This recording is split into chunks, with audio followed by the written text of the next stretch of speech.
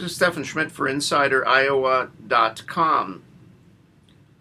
Yesterday we had a debate in South Carolina. It was the second debate. It was only 4 candidates because the field has been narrowing, and Rick Perry had dropped out by the time the debate was launched. And I must say, of all the debates that I've watched, it was probably the most dynamic, the most intense. The opening shot was CNN's John King asking Newt Gingrich about the interview with Gingrich's former wife, Barbara, about their relationship, in which she said that Newt had come to her and asked for an open marriage, which is basically sociological gobbledygook for a guy having an affair with someone, I guess. And she had said no, she was opposed to it. She was clearly distraught by the fact that all of this has come back out again. And Newt Gingrich went after John King and said it was inappropriate to start a debate with that kind of a question, even though, in fact, the buzz in the news media was all about what this would do to Newt Gingrich's candidacy. I actually did a Skype internet interview with Zoom, which is a huge internet Spanish language media conglomerate that's all over Latin America and also the U.S. And that was the big question they asked me was, don't you think that, first of all, women voters in general and Republican women voters will recoil from this revelation, will be angry that Newt Gingrich essentially is calling his wife a liar and saying that it wasn't true that he had asked for an open marriage. And secondly, they asked me, don't you think that moral questions like that, and especially with the Republicans who stress family values and so on, will hurt him a great deal? And the questions were great. They were to the point. And the shocking thing was that I could not, for the life of me, answer them properly because it's not clear to me whether or not this is going to cause Newt Gingrich any damage or not, whether it's either old news or people really don't care. Jobs is so much more important than anything like this. Family values are really not really a Republican conservative and evangelical issue, or else they define family values in some way that would accommodate for incidents like this and information like this. I'm very confused, and I think that it just is an illustration of what a turbulent and extremely unsettled race for the candidacy in the Republican Party for the White House this year is. The second big story, of course, is that, in fact, the Iowa Republican Party reported this week that when they recounted the ballots from the caucuses, they discovered that Mitt Romney actually maybe was not really the front runner, that Rick Santorum seems to have received something like 34 more votes than Mitt Romney, even though on caucus night Mitt Romney was declared the winner by 8 votes. That several precincts in several counties didn't ever report any results, and those results are gone. Nobody can find the ballots, and nobody knows where they are.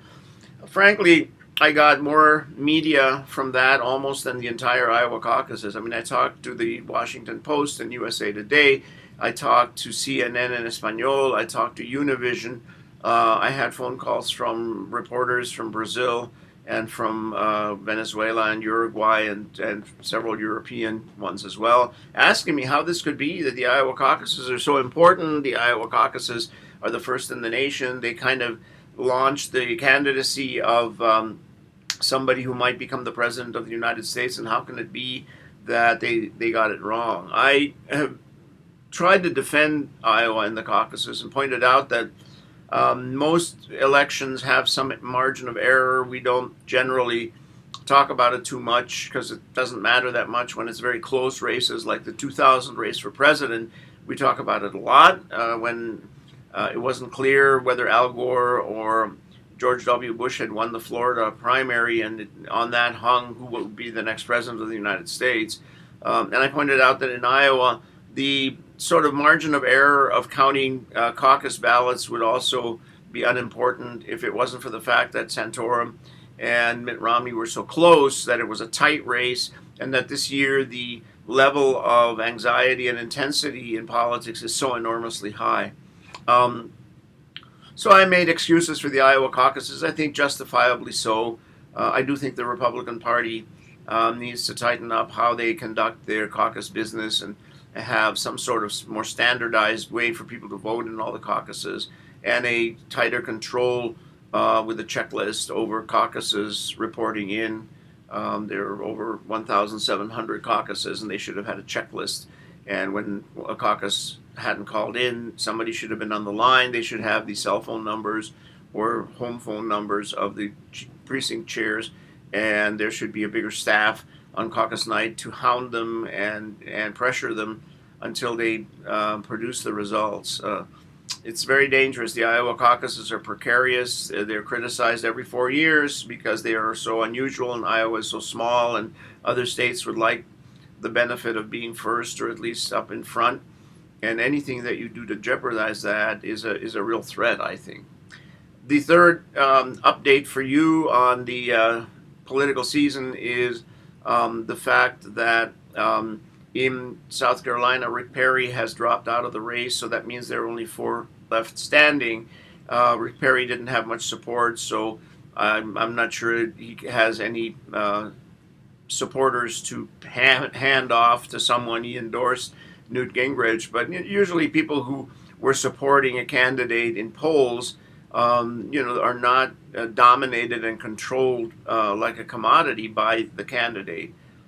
So I'm not sure if any of those people actually are going to support Newt Gingrich, or if they're going to go home and say, well, I like Rick Perry, I don't like the others, or they'll split among the other 4 that are left. I'm guessing it'll be the latter.